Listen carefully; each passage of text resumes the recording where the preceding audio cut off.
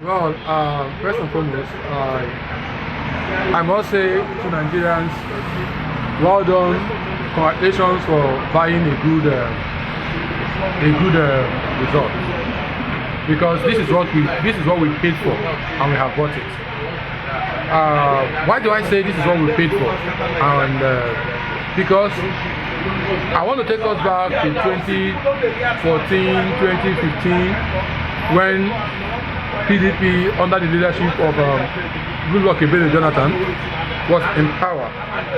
People were calling all sorts of names, were saying all sorts of things, including the present-day president, calling him a tyrant, calling him an anti-human, clueless, and what have you. The former then governor of Lagos State, Governor Raji Fashola, then said that a very sensible government under 6 months will solve the issue of electricity, will solve the issue of housing, will solve the issue of hunger, and it likes. But today, we are not getting those things. Rather, what are we getting? We are getting anti-masses law. It has never been heard of that a Senate or a House will sit and begin to deliberate on a punishment to be melted on a citizen who refuses to recite the national anthem. I want to take us back to 2022, if I'm not mistaken. The football match between Liverpool and Manchester City Football Club. That is the Carabao Cup, if I'm not mistaken, between the Carabao Cup and the Community Shield. When the God Bless the Queen was being sung, a player of Liverpool, Trent Alexander-Arnold, refused singing the anthem. He not only sang the anthem, he still went further not to shake Prince Charles. The England government never did anything to it because it is optional. The question you ask before you enact laws that of such, the question you ask yourself: have you given those people, have you given the citizens what the reason why they should be proud of you? Why should the citizens be proud of the national anthem? Why should they be proud to recite, to say I'm a Nigerian? Why should I even be proud to hold the green card? Why should I be proud to raise my head up and say I am a Nigerian? That is the first question. Because when all of these questions are being asked, and then the government is able to meet to all of these needs, and the citizens are not doing all of it, they can now come up with laws to say, okay, let us bring laws that will enforce the unity of the country. But meanwhile, the people in governance are the ones dividing the country. See, the truth is this, I will say, we bargained it. Some people will still say that it is an issue of what you ordered online versus what you get physically. But I would not want to agree with that because many persons saw it. Many people knew this is where it was going to. But because of tribal, ethnicity, religion, nepotism, bigotry, we all jumped into it. He is our brother. He is from our region. So we bought it. And today, I am happy the plate of food I'm being served is the same plate of food and a Yoruba man is being served with. The same plate of food an Hausa man is being served with. I am not being served with a rubber plate and a Yoruba man served with a golden plate, or an Hausa man being served with a breakable plate. It is the same plate we are being served with, and we are enjoying it. But I want the government and the legislative arm to understand that everything have an expiring date. No matter how tough you think you might be, how high you might be today, tomorrow you will also come down. And when you come down, what will become of you? Because this is not This is not being human. This is not being human. This is devilish and barbaric. Because I've never seen that man, that the sons or that the children will be crying for hunger. Rather than provide them food, he went further and he took away their shelter. Rather than provide them shelter, he went further to take them out of schooling. He went further to destroy their clothing, exposing them to scorching pains. That is what this government is doing. A father is somebody who will go hungry for the children to feed. When in the case of Nigeria, we are seeing the father saying, "My children go hungry while I eat. My children die of starvation while I eat fat." Backing it up with bills, laws. So now and then going further. Now when you say backing it up with, it's simply because backing it up with punishments and stiffer measures that will make the child flee for his life. So I think the Nigerian government really needs to go back, retrace itself, and reverse status quo. Are you expecting a kind of reaction from Nigerians any moment from now? If I see now, the point is this: like I will always say, we have Nigerians as Nigerians, we are always weak. We can sit in the bar parlors and discuss our worries, and then feel bitter over it. But at the end of the day, we sit back and begin to lick our wounds. That is why the government has the power, will have the temerity and the will to say what they are doing. Doesn't this look like it? Because this is purely extremism. Because it looks like it's a Muslim agenda being played out completely. Because where there's no liberty, it becomes extremism. How would you react to that? You and I is saying we don't have liberty. But can we continue to say we don't have liberty in the confines of this place? Now, and if we say, okay, let's take it out of the conference of this place, you will hear people that will say that I don't want to die. Now, the point is, who wants a better life that will not lay down his life? You must be ready to lay down your life to get a better life. But that's why they were voted to give us governance. Now, when they were being voted and we are not getting what we want from them, we hold them accountable. Are we holding them accountable? No. Rather, we are celebrating them. What happened during the last end bad governance? We saw two fractions. We saw people who, at this stage, are there supposed to be people in this country that should even have the human heart to even collect money from government to campaign against those protesting against government? Are there supposed to be human beings like that in Nigeria? No, but because we sell our rights, we sell our pride, and we tend to behave like people who are daft. Government capitalizes on us. The same people who are those the government use? Is it not the same professors, the same lecturers, the same judges, the same lawyers, the same policemen, the same teachers, the same bankers? In all walks of life, government, these criminals, so-called government, penetrates into those walks of life and use the best of best to trample on the innocent citizens. Okay. Now let's look at most of because if you look at the Speaker of the House, we have a deputy who is Benjamin Carlo. The man there, Abbas, is a northerner, and from what we are gathering, it looks like they are desperate targeting Nnamdi Kanu. But the lawyer was saying that even if the president signed that bill, it will not be used as a criteria for judgment, because when Nnamdi Kanu was arrested for treason, such law has not come into place. It's just like believing that they are trying to protect the unity of Nigeria. What was it? Now the point is, now the question you ask yourself is this: these scallywags, I call them scallywags. Yeah.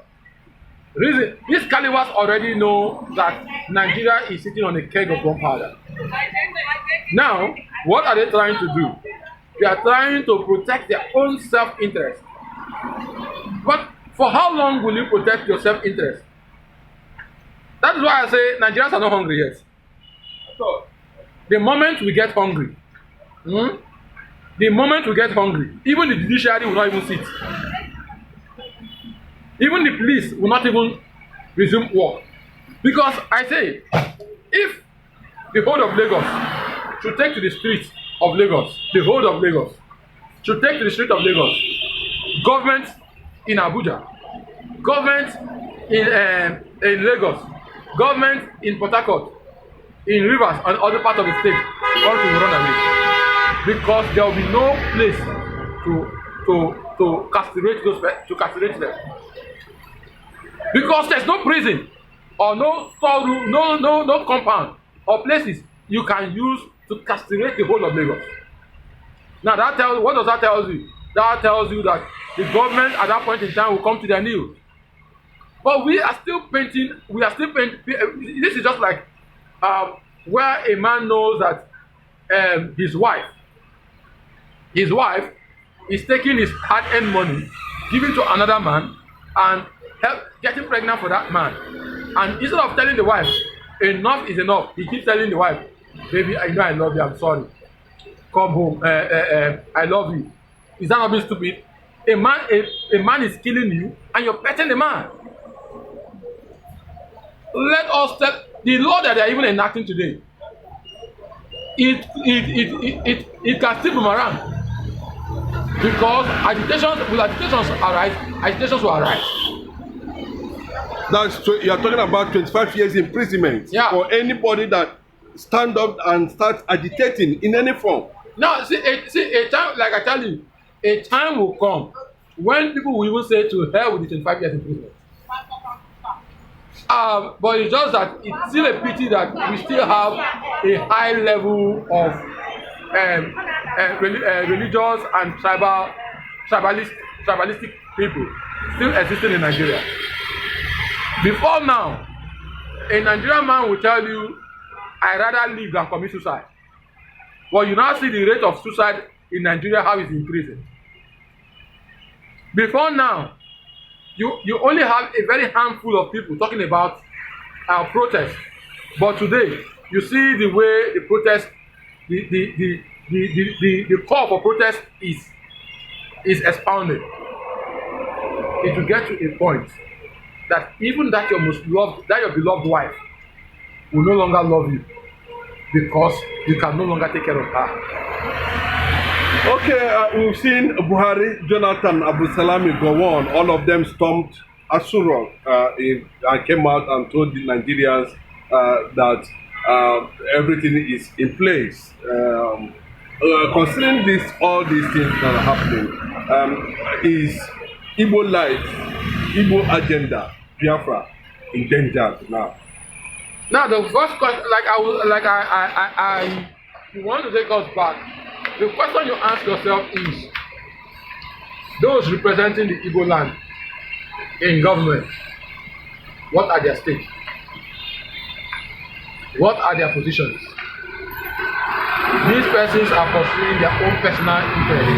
They are not telling the government the truth. And government is not allowing them, the government is not is not ready to listen to the true voice of the people from the east. That is why they give awesome rewards to the senators and the representatives from the east, and the governors from the east, all to their personal pockets, so that they can clamp down that voice. Now that voice is being suppressed every day, both by the west, by the south, by the north, and by the east themselves. That voice is being suppressed. In as much as that voice keep coming out loud, but the Nigerian people still keep suppressing that voice. Who still says to me, if the youth of the East, or the people of the East, of the Igbo race, will take it upon themselves and say, enough is enough. Operation Ojus Okalu, Operation Owazurike, Operation Dave Umai, Operation Uzodunjo, Operation, all of them, all the so-called police operation, enough is enough. I tell you, that very moment, that voice will be heard aloud. Are you saying that there's no freedom of speech in the Senate, in the House of, in the lower house, where it feels like the northern politicians are intimidating the southern politicians? The northern politicians are not intimidating the southern politicians in any way. I will tell you for free.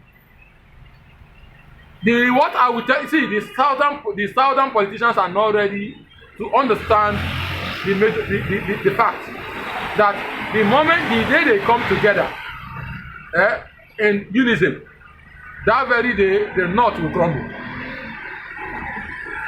But rather, the south keep aligning. The south keep aligning. Today now we have the southwest aligning with the north. And the southeast is crying. Tomorrow we will now have the southeast aligning with the north, and the southwest will be crying.